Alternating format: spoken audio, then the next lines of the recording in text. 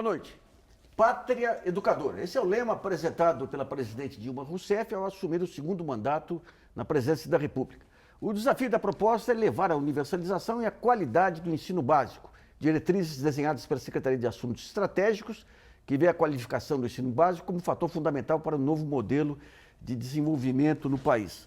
Para debater esse desafio da educação, Brasilianas conta com a participação do coordenador do Programa de Educação de Jovens e Adultos do Ação Educativa, Roberto Catelli Júnior, da mestre em Educação e Sociedade da Faculdade de Educação da Unicamp, Nora Krausik, e de nosso estúdio no Rio de Janeiro, do especialista em Política Educacional da Universidade de Brasília, Luiz Araújo. E também contamos com a colaboração da jornalista Sara Kines, que irá selecionar as perguntas que você encaminhar através do nosso portal brasilianas.org. Nesse primeiro painel, vamos discutir um pouquinho o que é o movimento da educação e os pontos básicos aí desse documento da Secretaria de Assuntos Estratégicos. Aí, nos últimos anos, a educação avançou através de conferências nacionais, através de mobilização em todo o país, tem vários programas bem-sucedidos e acabou gerando um documento do Plano Nacional de Educação, que é aprovado pelo Senado, com um conjunto de metas. Eu queria ver primeiro com o Roberto. Roberto, como é que você vê, digamos, esse avanço da educação e os programas que foram criados nos últimos anos? Onde estão as virtudes e as vulnerabilidades desses programas? Bem, acho que existe um conjunto de iniciativas nos últimos anos, é difícil dizer de qual especificamente, mas retomando o que você mesmo disse agora sobre o Plano Nacional de Educação, acho que temos o avanço, né, de ter todo um processo que foi discutido ao longo de alguns anos, de construção de um Plano Nacional de Educação que resultou numa lei aprovada em 2014 pelo Congresso, que, na verdade, ela já foi um problema na medida em que ela não resultou efetivamente das discussões anteriores, ou pelo menos não no conjunto das discussões que os movimentos tinham posto, ou nas conferências que tinham sido colocadas, mas ela resultou num documento que, de alguma maneira, traduz alguns dos princípios que estão colocados nos últimos anos, faz referência, por exemplo, a custo aluno-qualidade, faz referência à ideia da inclusão. Quer dizer, existem alguns avanços que, se implementados, eles podem, de fato, trazer alguns benefícios para a educação brasileira, e esse é o momento em que estamos, né, de tentativa de implementação de um Plano Nacional de Educação até 2020. Tá, Vivi. Eu queria ver com a Nora. Nora, esse documento inicial aí divulgado pelo ministro Roberto Mangabeira Unger, de que maneira que ele complementa, colide ou enfrenta aí, o Plano Nacional de Educação? Na verdade, o documento que sai da Secretaria, né, da Secretaria de Assuntos Estratégicos, ele não se contradiz com o Plano Nacional de Educação, nem também não reforça as ideias do Plano Nacional de Educação. Porque o Plano Nacional de Educação, ele tem metas. Enquanto este documento, né, do Mangabeira Unger, do ministro, ele faz um diagnóstico muito rápido do sistema educacional e, posteriormente, ele tem um conjunto de propostas e iniciativas para resolver o problema que ele supostamente considera que resolve o problema da qualidade da educação. Então, na verdade, são duas questões, são duas formas distintas de encarar. O problema é que o documento que saiu agora do ministro, ele não retoma o Plano Nacional de Educação. Esse é um problema, ou seja, ele desconsidera a sua existência. Ele leu o Plano Nacional de Educação? Eu não perguntei para ele, não. Não, mas o documento indica se ele leu ou não? Não, ele não diz absolutamente nada, ele não se refere ao plano. Nem para criticar, nem para endossar. Nem para criticar, nem para reafirmar. O que talvez a gente possa imaginar, porque não diz, o plano, ele não é o Plano Nacional de Educação, ele não tem um tom intervencionista. Tá. Enquanto o documento de Mangabeira Unger, ele tem um tom fortemente intervencionista, principalmente nas escolas. Isso. Então, mas, por exemplo, um dos pontos que ele coloca lá é fazer um levantamento das escolas mais vulneráveis, fazer uma ação em cima daquelas escolas. E para os alunos excepcionais, criar escolas especiais que... De alguma maneira, eu sei que o MEC ele tinha sistemas de avaliação de projetos específicos visando privilegiar aquelas escolas que tivessem planos mais inovadores. o que é feito em relação a esses dois pontos aí, de identificar a vulnerabilidade do ensino básico e atacar em cima e tratar os alunos excepcionais aí no sentido positivo aí? Sim. Bom, eu queria primeiro, fortalecendo um pouco a fala da professora Nora aqui, dizer que, de fato, o primeiro estranhamento com relação ao documento é esse, quer dizer, a gente não vê o Plano Nacional de Educação, que se existe algo que foi batalhado, discutido, votado, houve briga, e depois de muito tempo se conseguiu lá uma aprovação de um documento que não era lá o documento dos sonhos, mas era uma base e um consenso mínimo que se conseguiu construir, né, em alguns pontos. E aí é difícil até responder um tanto da sua pergunta, porque eu acho que o documento do Mangabeira Unger ele sofre de uma insuficiência, de mais nada, né, porque quando se fala em, bom, o que vamos fazer com as escolas com menos qualidade, existem ideias muito genéricas, né, sobre quase tudo que está colocado ali. Ele fica muito numa visão do que é como premiar e como punir. Então tem uma coisa do premiar e punir que parece um norte da educação que se quer implementar ali, né? Então, para os piores, os que se dá uma oportunidade, se a oportunidade não tem, ele fala assim, vamos tirar os diretores, substituir os diretores. Pois é. Como é que se faz isso? Que caminho se dá isso? É a legislação já existente? Então, acho que tem um problema muito sério que os caminhos que ele trilha são ideias muito genéricas ainda e que não nos dá nem a possibilidade de dizer, olha, não, isso aqui é defensável por isso, ou porque nem sequer está muito explicitado. Hoje, já existe, nos últimos anos, algumas políticas do governo federal que tentam pensar como é que se pode investir o próprio PDE, né, uma política de desenvolvimento com recursos específicos para essa ideia de pensar as escolas com melhor ou pior desempenho. Quer dizer, e essa é uma outra questão, porque até já existe muito dessas coisas que, de alguma maneira, ele está ali traçando de novo. Então fica um pouco até uma pergunta. Exatamente o que de novo ele não estudou. Ele está trazendo? Ele não estudou a realidade. Aparentemente, talvez ele conheça pouco. Uma coisa que me dá um pouco essa impressão é o próprio jargão que ele utiliza no texto. Existem umas expressões muito curiosas no texto, né? O que ele chama de capacitação analítica, né? O investimento na linguagem, na composição de textos. Ele entra nos detalhes pedagógicos que nem está muito presente no jargão que hoje se usa na linguagem educacional. Eu queria ver com a Nora que um dos pontos que ele coloca, que é um ponto de crítica, digamos, ao sistema educacional, é saída desse método do conteúdo, só conteúdo, e partir para o método de ensinar mais os alunos e trazer alguns valores aí da colaboração, da autoestima. De alguma maneira, dá para enquadrar ele em alguma metodologia pedagógica conhecida ou são conceitos soltos? Não, em absoluto dá para enquadrar em alguma metodologia conhecida, salvo enquadrar ele em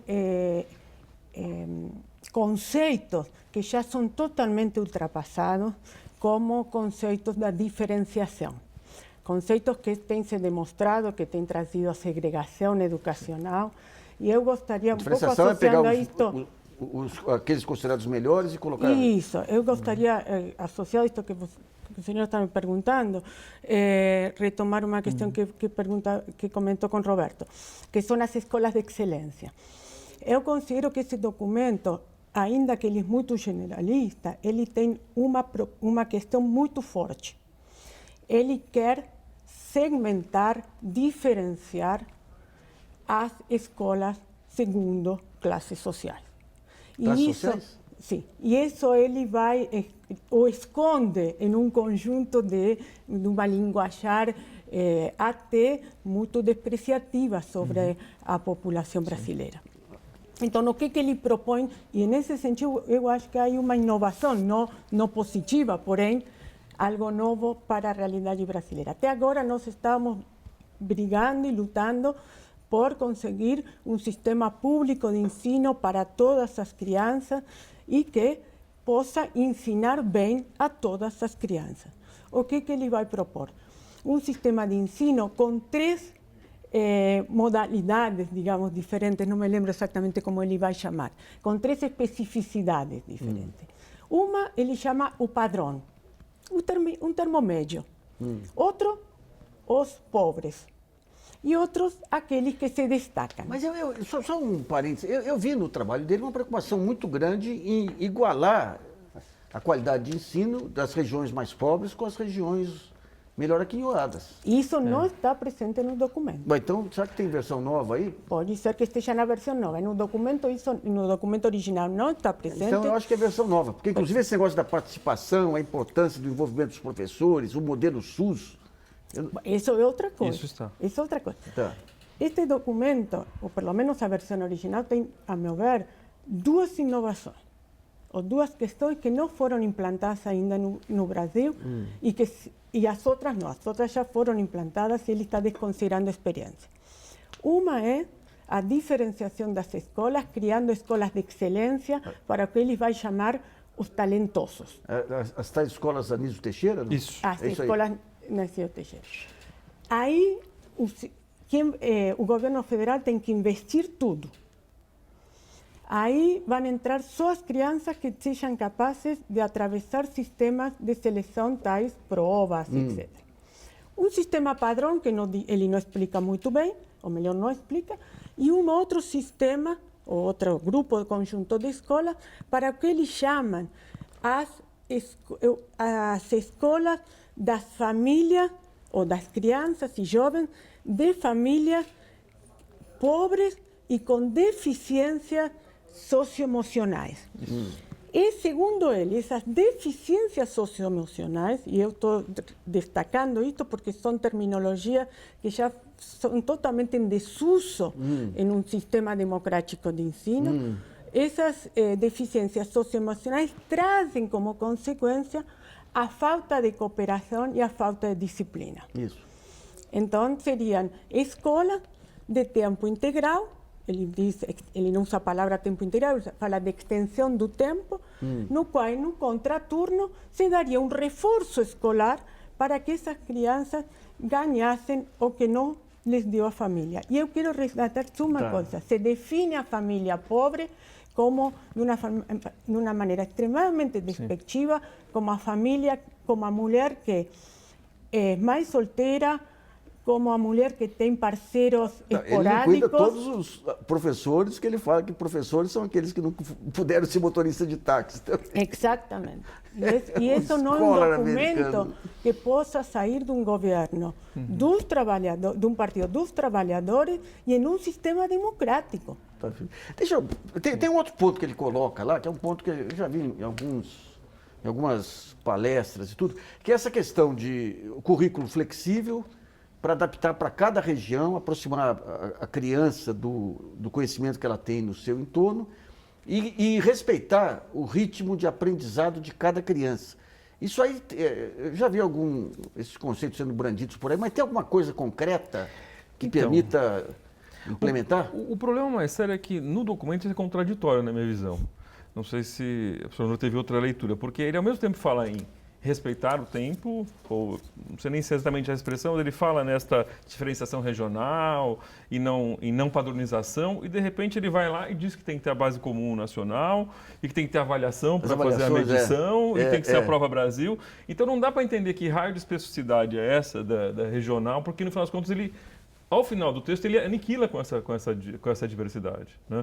O tema da diversidade, ele é uma defesa de muitos lugares, os governos estaduais brigam muito, porque existe um modelo extremamente sulista, mas com a de São Paulo, do Rio de você não tem Janeiro. avaliação Existem os uniforme, grupos né? específicos, tem quilombolas, tem grupos indígenas, tem os grupos outros, né, que têm outras realidades culturais no país, que reivindicam que hoje existe, na verdade, já um conjunto de políticas, materiais didáticos, existe uma SECADI, que é uma secretaria do governo dedicada especialmente a esses grupos. Então, isso já está dado. As crianças com deficiência. Crianças com necessidades especiais. Todo esse grupo, a inclusão já está posta, né? Nesse marco desses últimos 12 anos de governo, pelo menos, foi constituído. Agora, no documento dele, ele fala em diferenças regionais, mas depois ele mata essa ideia ao dizer que a avaliação é que vai definir o mérito, na verdade, né? Porque ou você vai ter... E aí vai para essa história, para que sujeito, para onde ele pode ir, se ele vai para a escola Anísio Teixeira, para ele vai ser o melhor, se ele não vai. Tudo isso vai estar marcado até por um acirramento do processo de avaliação. Ele está propondo, na verdade, uma intensificação do processo de avaliação para avaliar o professor e o aluno. Então, eu não vejo onde é que, no final das contas, essa diversidade aparece. Para mim, ela não tá presente. Tá. Faça um. O conceito de diversidade que ele utiliza que ele diz organizar a diversidade. Para ele, a diversidade está na diferença entre a capacidade e possibilidade de aprendizagem das crianças. E para ele, diversidade é isso. Então, para ele, organizar a diversidade é se organizar em redes de ensino segundo as capacidades e potencialidades das pessoas. Isso que já estamos cansados de chamá-lo ideologia meritocrática. Isto é pressupor que, nos dando as condições, nos dando escolas para todos, as crianças e os jovens vão aprender segundo seus esforços, seu potencial, etc. Na verdade, o que isto pode chegar a produzir é uma justificativa da não aprendizagem das crianças pobres. Se lhes ofereceu uma escola específica para eles, se lhes deu mais horas de estudo, se lhes deu reforço escolar e não aprenderam. Ou seja, de quem é a responsabilidade agora? Da criança. Eu gostaria também de reforçar, eu acho que essa ideia que a Nora toca é muito importante, que me chamou muita atenção também e me deixou um pouco, muito incomodado também, é essa visão dos pobres. Né? Porque, na verdade, ele vai naquela ideia de que as famílias são desestruturadas. Então, né? mas vamos pegar algum texto aqui. Ele diz o seguinte, que para evitar desigualdade, ele foge daquele padrão de preparar o pobre para ser mão de obra. Sim. Ele fala, o corolário dessa visão de currículo, da maneira de ensinar e aprender, é a rejeição de contraste rígido entre o ensino geral voltado para a formação de elites e o ensino técnico dirigido a trabalhadores. As exigências da democracia, da evolução econômica, caminham no mesmo sentido. O de estabelecer fronteira aberta entre ensino geral de orientação analítica e ensino prático que privilegie capacitações flexíveis e genéricas. E propõe que as escolas técnicas federais se reorganizem de acordo com esse figurino. Então,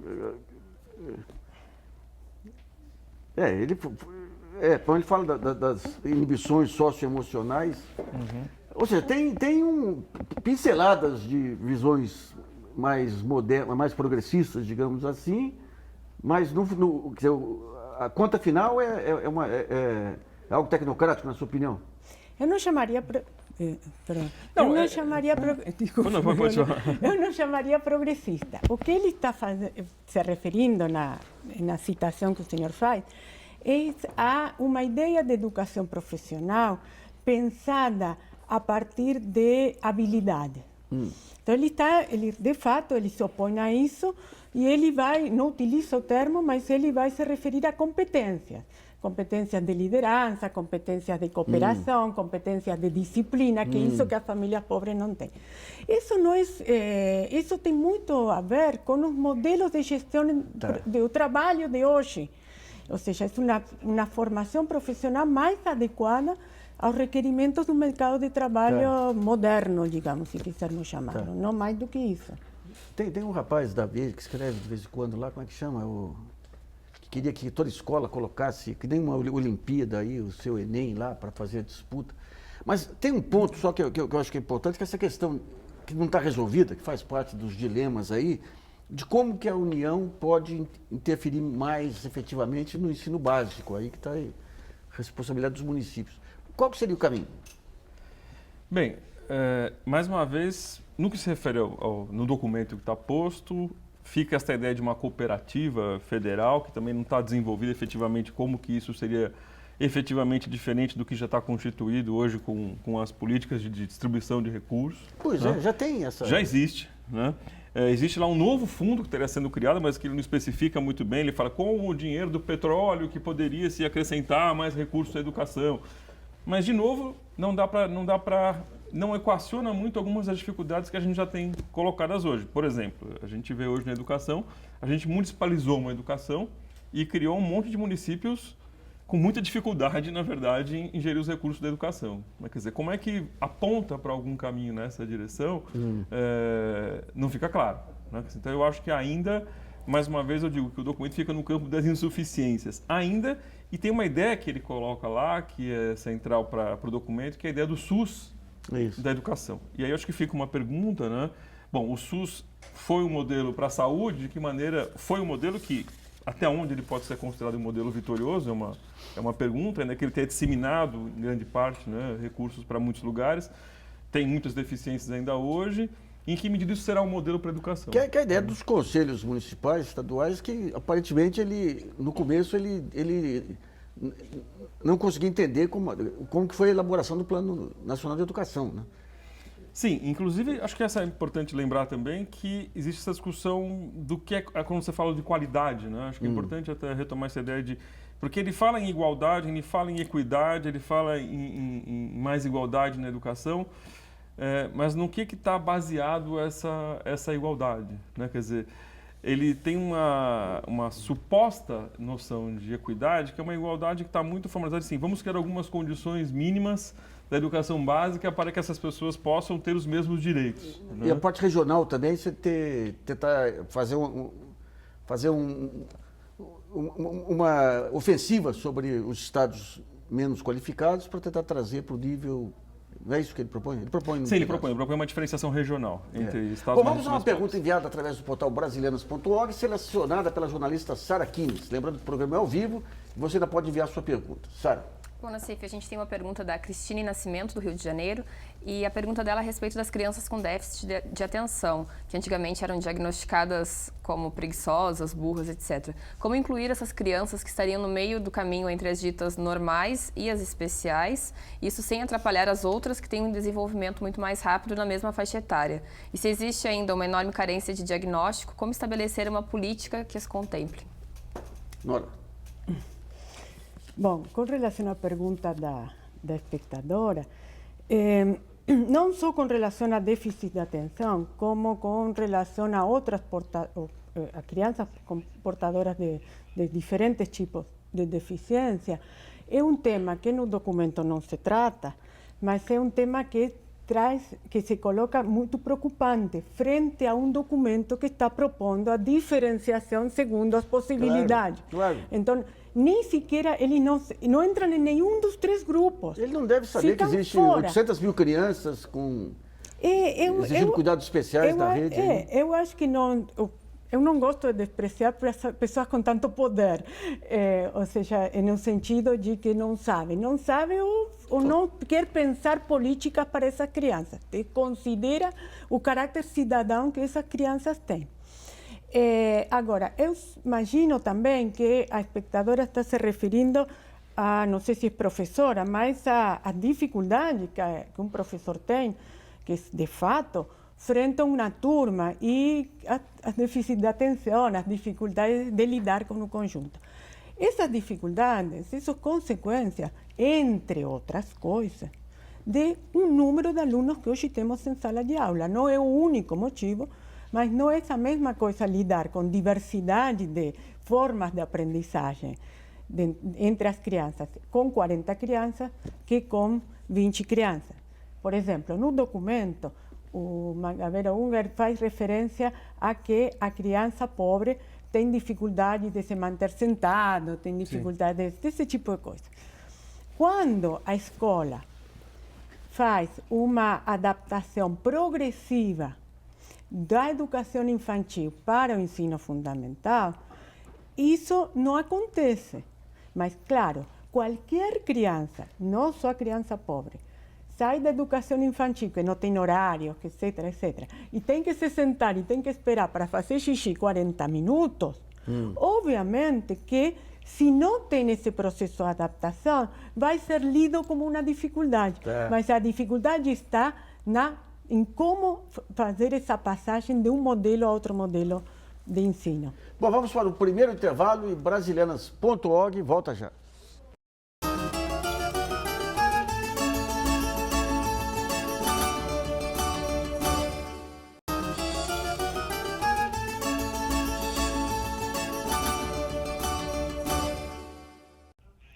Voltamos a apresentar o programa Brasileiras.org, que discute hoje o projeto Pátria Educadora, lançado pelo governo federal.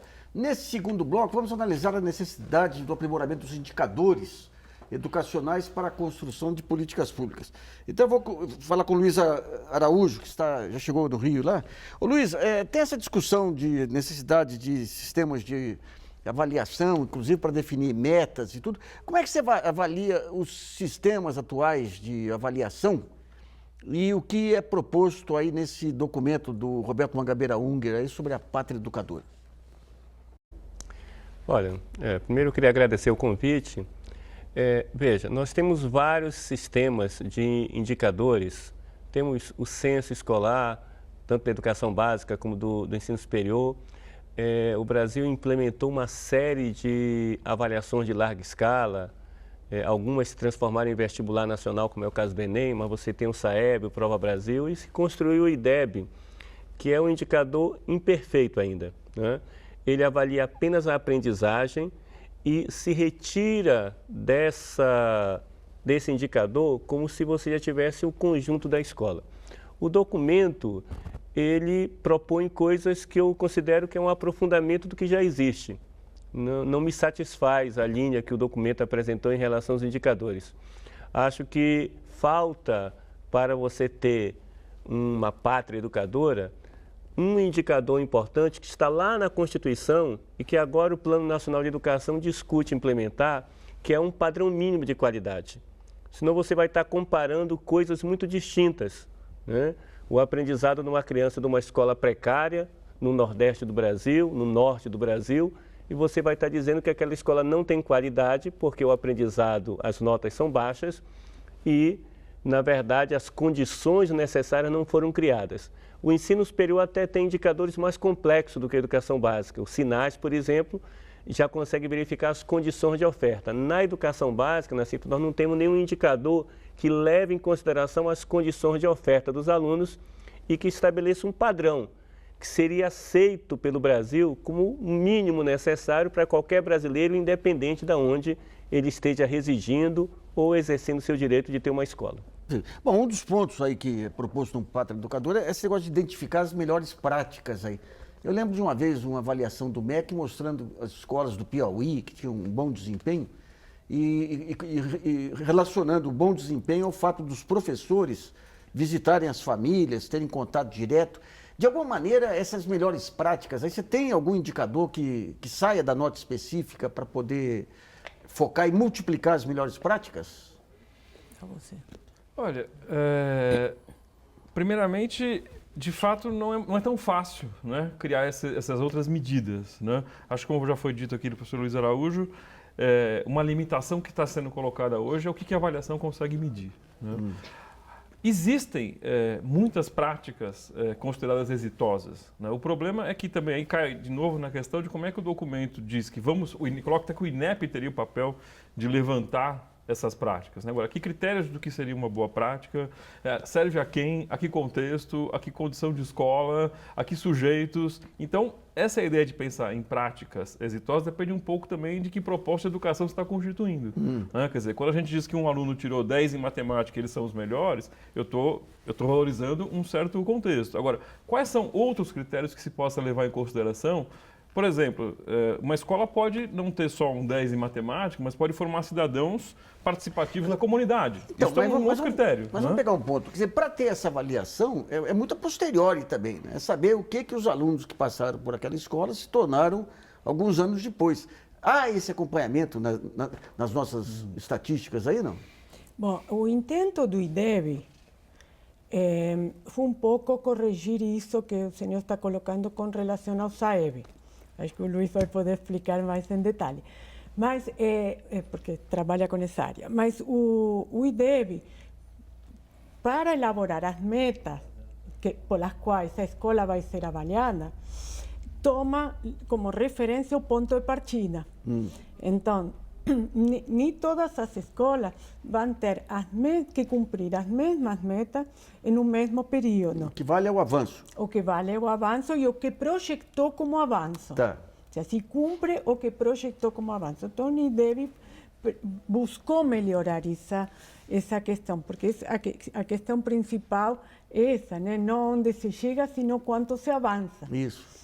Do que temos até agora, o IDEB foi quem mais conseguiu. Então, eu queria ver com o Luiz, para explicar direitinho as diferenças entre SAEB, IDEB e os demais indicadores, Luiz.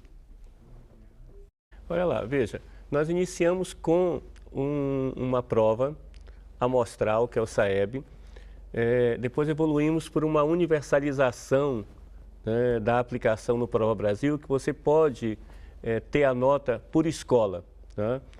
Isso levou a que você possa utilizar esse esse resultado para que a escola se aproprie desse resultado, tome providências, faça os ajustes necessários, pedagógicos, derivados daquela nota.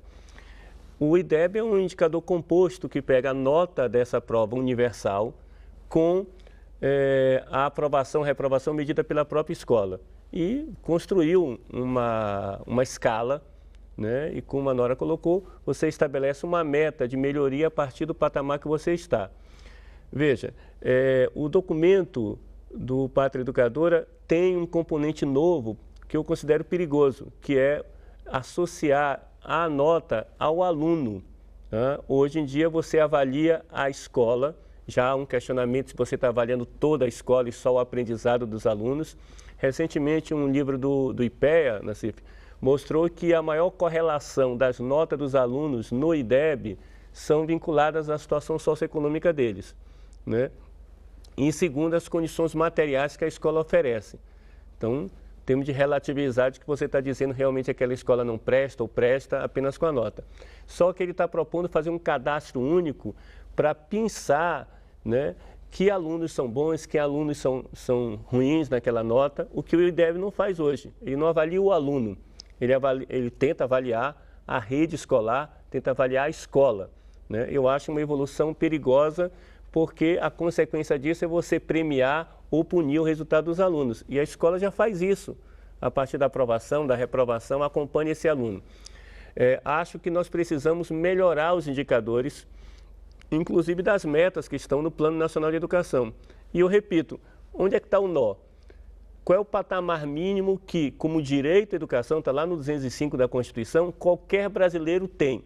Enquanto você tiver a educação sendo prestada por municípios, por estado, de forma tão diversa, tão desigual, né, é difícil você ter um indicador que parta de um patamar único, né, um patamar de direito para todos. Esse é um desafio que está lá no Plano Nacional de Educação, né, na estratégia 20.6, nós temos passou um ano, temos um ano para efetivar um custo aluno-qualidade, só que isso tem um custo, como está dizendo o nome, e esse é um custo que tem a ver com o Pacto Federativo, com o papel da União, e esse é um problema, um nó que não foi desatado. Então, melhorar o indicador sem que você resolva, né, essa desigualdade na prestação do serviço, nós vamos continuar tendo notas muito ruins, seja pela condição socioeconômica, seja pela condição de oferta, e nós vamos estar carimbando duplamente, punindo duplamente esses segmentos. Já são excluídos socialmente, são excluídos nas notas e são carimbados como aqueles que não conseguem desenvolver uma educação sem que aquela escola tenha oferecido para os professores, para os alunos, para os gestores, condições razoáveis para que isso aconteça. Pois não. Então, uma questão que o Luiz colocou, esta mudança de pensar a avaliação das escolas para a avaliação dos alunos não é uma pequena mudança. Podemos ter muitas críticas aos sistemas de avaliação, mas pensar avaliar as escolas pressupõe que a escola que vai dar as condições para que a criança e jovem aprenda. E que a avaliação vai dar os insumos para produzir essa melhoria da qualidade.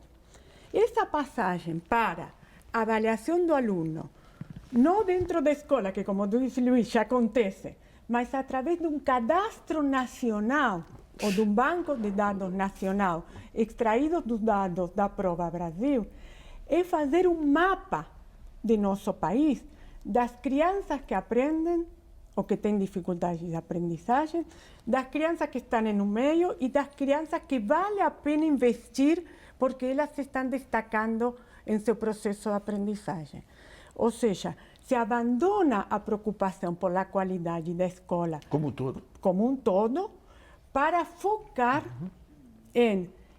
com um espírito meritocrático, para focar o maior investimento naquelas crianças que supostamente se esforçam mais, são mais capazes, e etc. E estas outras que têm muitas dificuldades, de aprendizagem, porque são pobres, etc., porque têm famílias desestruturadas. E esse diagnóstico que ele faz tão desagradável da pobreza, oferecer reforço escolar, ou seja, mais do mesmo durante mais horas de escola. Agora, como resolver um caso aí que existe nas escolas, que é a diferença de ritmo de aprendizado? Porque uma coisa é igualar todo mundo, dando as condições adequadas. Mas como fazer para que cada criança consiga, que tenha uma facilidade maior de uma matéria ou outra, consiga exercitar o seu ritmo de aprendizado? Bom, acho que primeiro, só dizendo que neste modelo que está colocado, em onde a Prova Brasil parece que seria o centro, né, ele fortalece muito no documento que português e matemática são uma âncora da avaliação. Então, tudo isso que está colocado em cima de um restrito espectro de avaliação que está configurado assim, bom, aprendizagem de matemática e língua portuguesa.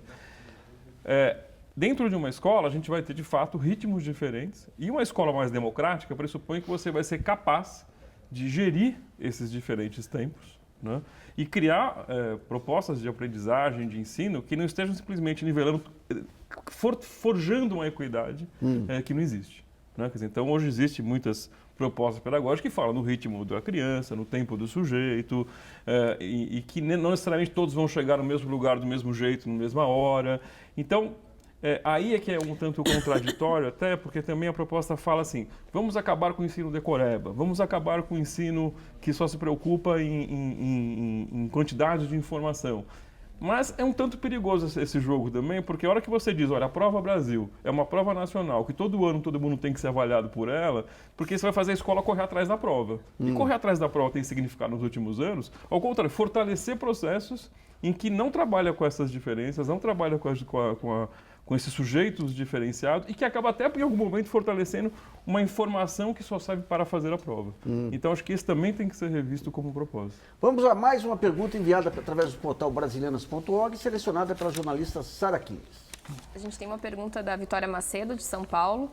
Ela diz o seguinte, um dos grandes problemas do país são as desigualdades financeiras que determinam que a educação pública em estados e cidades mais pobres tenham menos recursos aplicados. Que mecanismos existem hoje para reduzir essa diferença e quais propostas a gestão pública pode apresentar? Luiz Araújo.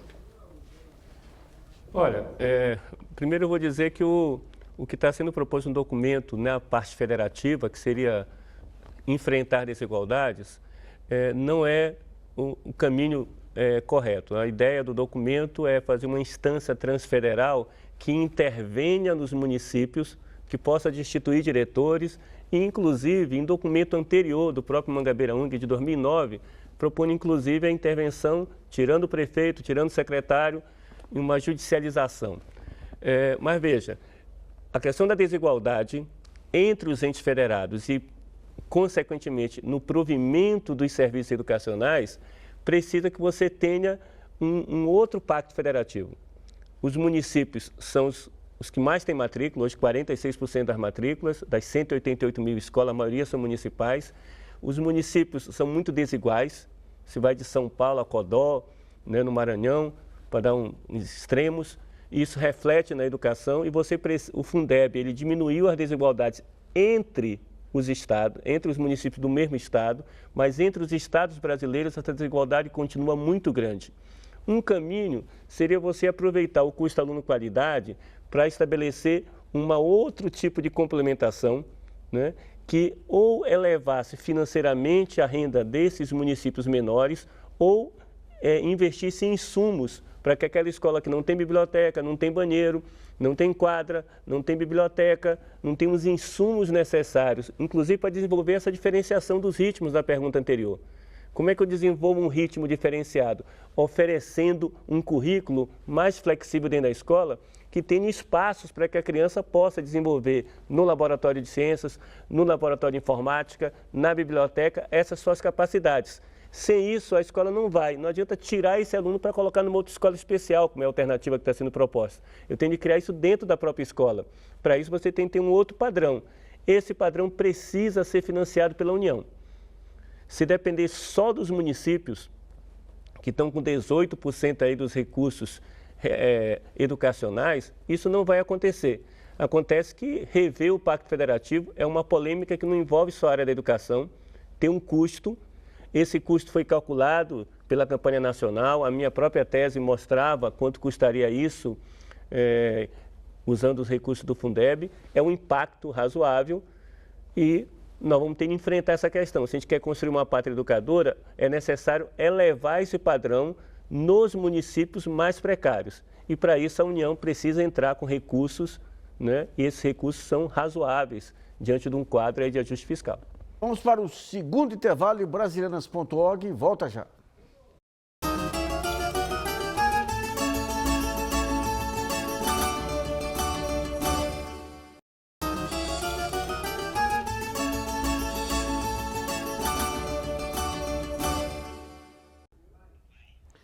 Voltamos a apresentar o programa Brasilianas.org, que discute hoje o programa Pátria Educadora e os rumos da educação. Nesse último bloco, vamos entender um pouquinho os avanços tecnológicos e os desafios para implementar essas novas tecnologias no sistema educacional. Eu vou com o Luiz. O Luiz falou muito nessa questão dos tablets, nessa questão das novas modalidades de ensino, permitindo cada aluno definir o seu ritmo, colocando o professor o conceito de games nas aulas. O que existe de concreto nessa área? Olha, eu diria o seguinte, nós avançamos bastante, né? Nosso problema é ganhar escala nesses avanços tecnológicos, né? Você implementou uma universidade aberta para a formação de professores, priorizando a formação de professores, que eu acho que é uma experiência bastante interessante. Você tem uma assimilação, uma disseminação das tecnologias na sociedade e isso chega na escola. Então, nosso aluno chega na escola com muito mais informações e mais rapidez das informações do que era há 20 anos atrás, menos dependente do professor e com mais recursos. O problema é você ter um mínimo na escola para que isso possa ser utilizado, né? Então, significa melhorar a internet nas escolas, né? Eu diria que o nosso problema é menos você ter tablet para cada aluno. Hoje, o aluno com celular consegue acessar informações que acessaria no tablet, mas ter ferramentas educacionais apropriadas para que esse celular do aluno possa ser utilizado e reformatar a formação dos professores para utilizar esses mecanismos. Mas é necessário dar um salto em relação à internet nas escolas. Nós já tivemos várias fases mal sucedidas, né? Não conseguimos colocar televisão em todas as escolas. Infelizmente, a televisão chegou via o celular para os alunos antes que as escolas tivessem tudo isso. Temos escolas sem biblioteca e os alunos estão acessando o Google, né, no celular. Então, há um conflito e eu diria que as escolas não estão preparadas e a proposta pedagógica para absorver das tecnologias todo o seu potencial, né? Eu acho que esse é um salto que nós vamos precisar dar, seja na formação dos professores, mas seja principalmente no exercício tecnológico como um suporte para a proposta pedagógica na escola e para o uso na escola. Roberto, a gente ouviu ao longo desse período aí vários planos que foram anunciados aí, Ministério das Comunicações, de colocar a internet na escola, o próprio ministro Mercadante na educação, falando em compra de tablets. Qual que é o resultado final disso aí? Eu queria complementar, já com sua pergunta, o que o Luiz colocou, que é o seguinte, há uma concepção de que levar a tecnologia para a escola é levar os tablets, levar os aparelhos para a escola. Claro que isso é importante e nós temos uma contradição enorme entre os recursos concretos de luz, etc., internet e os aparelhos que acabam se levando com software muito antigos e etc. Mas a questão mais, para mim, mais importante neste sentido é o seguinte, o jovem e a criança já leva para a escola o saber usar esses recursos tecnológicos. A escola não precisa ensinar a usar esses recursos tecnológicos. O que pode fazer a escola e deve fazer a escola? Ensinar à criança e ao jovem a ler criticamente o que esses recursos tecnológicos lhe oferecem. O que faz o jovem? Entra na internet e o que diz a internet é a verdade do que acontece. Ou seja, não necessariamente essas informações tão rápidas, o jovem e a criança sabem decodificar em uma nova linguagem, que isso sim a escola tem que ensinar, a ler criticamente a tecnologia. Eu gostaria até de comentar em relação à sua pergunta. Primeiro que eu acho que houve um certo deslumbramento com a tecnologia no começo dos anos 2000. Então tinha aquele projeto, um computador por aluno, um conjunto de investimentos que vai chegar na escola, mas todos insuficientes. A verdade é essa, porque o que disse o Solicitor é muito verdade. Falta rede. Na verdade, hoje chegou-se ao impasse que, para se ter uma ideia, no último PNLD de ensino médio, se exigiu que as editoras entregassem livros com plataformas digitais. Isso. Agora, vocês imaginem o que é uma escola com 1.200 alunos descarregando materiais didáticos com vídeo, PDFs, imagens e som. Não há rede que suporte isso na escola. Entendi. Então, acho que esse é o primeiro problema. E tem um segundo problema que vai nesta linha do que a Núria colocou, que a própria avaliação do PNLD percebeu o seguinte: aquilo que se oferecia às vezes como objeto digital era muito mais inadequado, muito mais ultrapassado do ponto de vista pedagógico muitas vezes do que aquilo que estava proposto no texto em papel. Então existe também uma certa ainda indefinição do ponto de vista pedagógico, assim, o que se faz exatamente de diferente com a tecnologia na sala de aula, que material didático é esse digital, isso ainda está um pouco em disputa como questão também. Né? Bom, vamos a outra pergunta enviada pelo portal brasileiros.org, selecionada pela jornalista Sara Quines. Nós temos uma pergunta da Marina Ferreira, de São Paulo, e ela diz o seguinte: as organizações da sociedade civil reclamaram que a proposta Pátria Educadora não faz referência à Conferência Nacional de Educação nem ao Plano Nacional de Educação. De que forma os materiais produzidos por esses dois fóruns poderiam ser aproveitados pelo programa Pátria Educadora e se é possível, na visão dos especialistas, que a proposta do governo caminhe de forma harmônica ao lado dessas propostas produzidas pela Conferência e pelo Plano Nacional da Educação? Bom, se me permitem, acho que a resposta é quase que automática, né? Quer dizer, eles deveriam estar efetivamente presentes no documento. E até a pergunta é, se nós já temos um plano nacional de educação, por que nós precisamos fazer um novo documento? Ou seja, por que a gente não pode vocês acreditam que a Pátria discutir Educadora, a partir dele? A Pátria Educadora pode virar um referencial ou nada indica que ela vire? Ele está querendo falar. Passa a mão, Luiz. Olha, eu diria o seguinte, né, Cif? Se você me perguntasse isso há 5 anos atrás, um documento da SAI teria a possibilidade de virar realidade, eu diria não. Mas em que momento ele foi encomendado? No momento que o governo estava em crise, político, economicamente, precisava de notícias boas, tinha escolhido um slogan interessante, né? Nunca antes na história do Brasil, né? A educação tinha sido um mote de governo, e você encomenda um documento para colocar na prática isso. Bem, a possibilidade de parte desse documento virar realidade é grande, pela situação do governo. Agora, há um descompasso. Você fez 2 conferências nacionais de educação, aprovou depois de 3 anos e meio um plano nacional de educação que fala sobre tudo e de repente você, numa secretaria que não é o MEC, sai com um documento, né, fazendo uma síntese de várias ideias que estão no mercado, que estão sendo discutidas, estão sendo praticadas por alguns governos, mas muitas em descompasso com o que estava no plano. E começa um choque. Agora está todo mundo discutindo o Pátria Educadora, inclusive nós aqui. O Plano Nacional de Educação tem parte do que o Pátria Educadora está discutindo, mas ele é muito mais do que o Pátria Educadora. E você não parte do zero. Parece que nós estamos iniciando um debate que o mundo acadêmico, que as escolas, que a sociedade civil vem fazendo em conferências e conferências. Então, eu acho que é um descompasso, um certo desrespeito com o acúmulo anterior, mas eu acho que é um descompasso característico dos governos, do governo federal, dos governos estaduais, que você está no governo, você dá a direção e desconsidera o que a sociedade está acumulando. E depois se queixa porque a sociedade não vê credibilidade nos governos. Acho que esse descompasso o governo tem de consertar.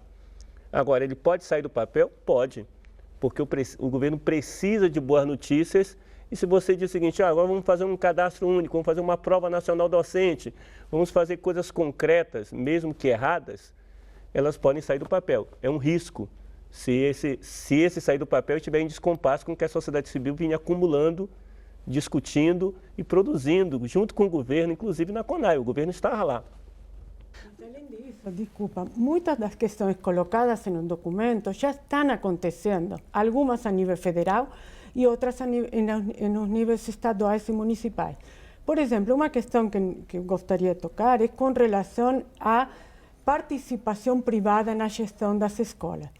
Quando ele traz a questão do SUS, o modelo SUS, na verdade, o documento está trazendo o modelo SUS para mostrar a a validade, digamos, eficiência da participação das associações civis na gestão da saúde e, neste caso, da gestão das escolas. Rio Grande do Sul, o novo governo Rio Grande do Sul, acaba de anunciar que está trasladando a gestão das escolas públicas para estas associações privadas. Goiás, esse mesmo partido, mas na gestão anterior, passou a gestão das escolas para o Exército e nesta gestão a Secretaria de Educação já anunciou que vai passar a gestão das escolas para estas associações privadas.